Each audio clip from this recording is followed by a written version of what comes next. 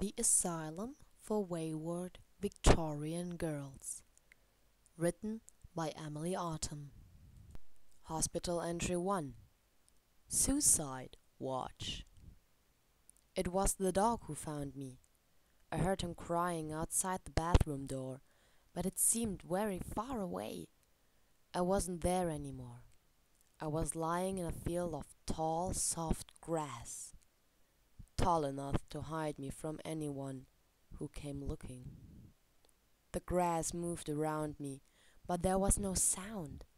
It was like a fish lying at the bottom of my cozy aquarium amongst the sea anemones and dwarf hairgrass.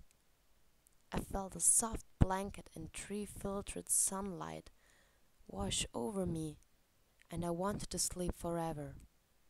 I felt no fear, no panic. I felt relieved.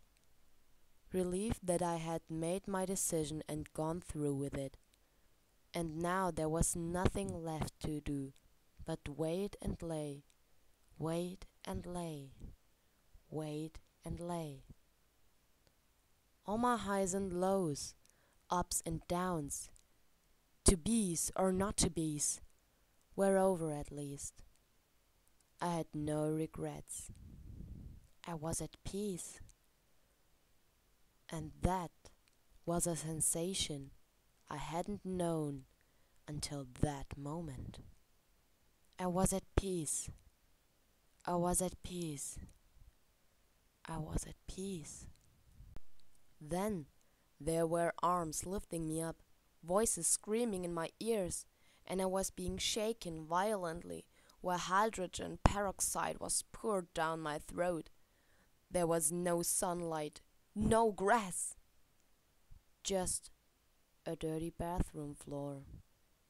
And all I wanted was to go back to sleep. I am standing in the back of the line at the emergency room. I am looking around at the other emergency cases ahead of me, standing if they are well enough, sitting in plastic chairs and plaster corners if they are not. And I feel like a fraud. I'm not bleeding. I can walk. And yet it seems that it is absolutely imperative that I be here now, because my shrink said so, because the legal system that the shrink answers to said so, because everybody said so. I've been bribbed. I would never have come willingly had I not been threatened with the immediate cut-off of my drug supply. And just as a breakup is something that should never be done by phone, neither is being informed that you need to go to the insane asylum, but it was. Shrink, I can't see you anymore until you check yourself into a mental hospital. Me. Why? Shrink. Because the moment you tell me that you attempted suicide, I have no choice but to insist that you check yourself into the nearest mental health facility. You'll be kept under watch until the doctors say you can go, which is a minimum of 72 hours. Until you've done that, I can't see you and I can't give you any more drugs. Me. Wait just a second. Firstly, you asked me how I've been these last couple of weeks and I told you. And secondly, my prescriptions are all out. Shrink. Then you'd better get yourself to the hospital today. They'll give you the drugs you need while you're there, and you can come in to see me as soon as they release you. Me. But can't I just come and talk to you now? I'm sure that would make it all better. I mean, I'm not crazy. At least, not in the way this looks like. There are real reasons, valid reasons why I did this to myself. And crazy or not, I stand by them. I believe anyone could have done the same in my place. Shrink. I understand completely, and I know what you're going through and what brought you to this place. But, Emilie, you're an extremely intelligent and talented young woman, And it's my job to make sure that you're safe so that you can go on and do all the things you are supposed to do with your life. You need to be in a place where you can get better and that it not where you are. So no, you can't come in to see me. Or you can, but if you do, you won't need a ride home because there will be an ambulance waiting to take you to the hospital directly from my office. Me.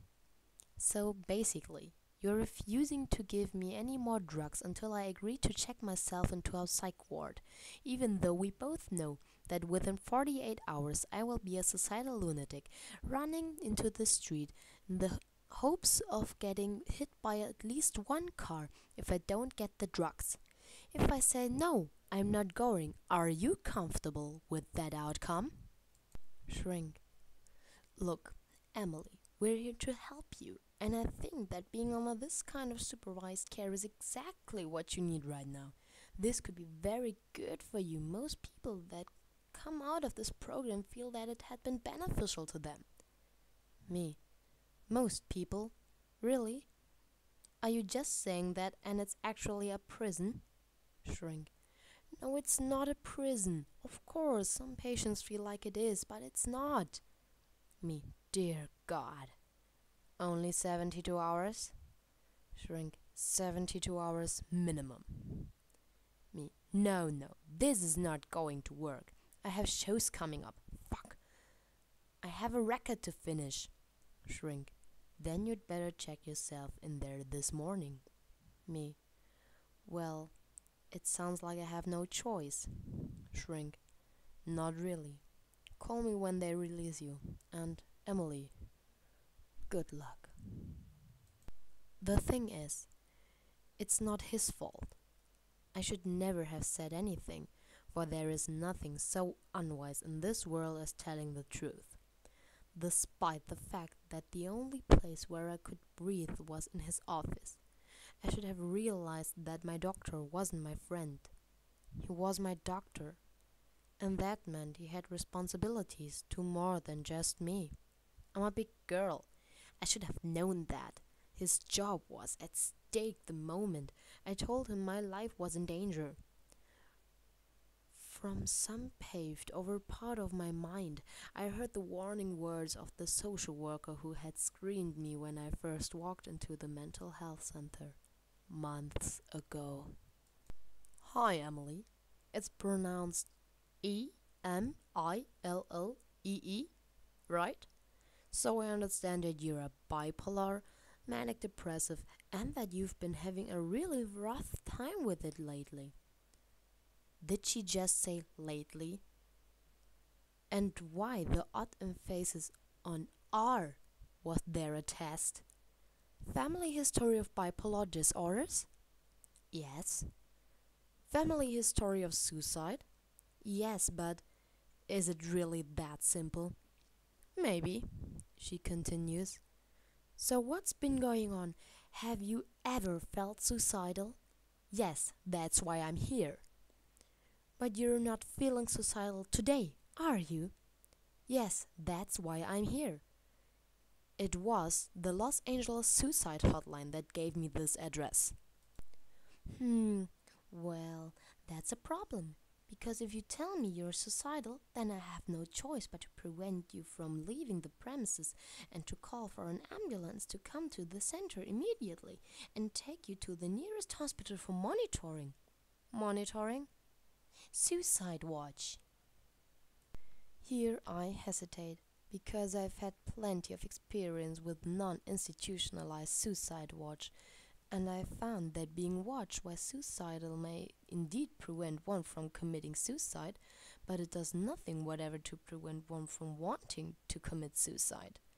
In fact, as there is no actually medical treatment involved, suicide watch is nothing more than being watched while one contemplates suicide, rather than being allowed the dignity to contemplate it in privacy. And if hell is others, then company is never going to make a suicidal person feel any better.